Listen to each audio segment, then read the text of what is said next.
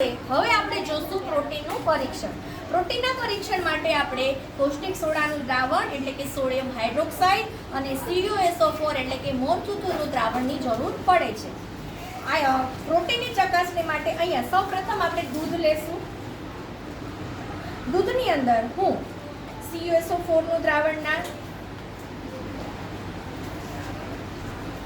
ત્યારબાદ કોષ્ટિક સોડા,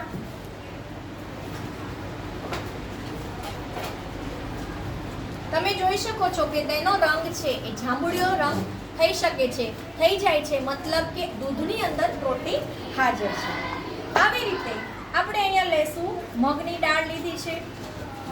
મગની દાળની અંદર હું કોષ્ટિક CuSO4નું દ્રાવણ તેમજ કોષ્ટિક સોડાનું દ્રાવણ નાખીશ.